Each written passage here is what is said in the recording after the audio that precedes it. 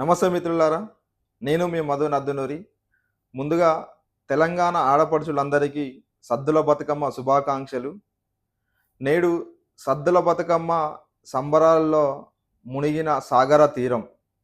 నేడు సంబరాలు, నాడు నిర్బంధాలు.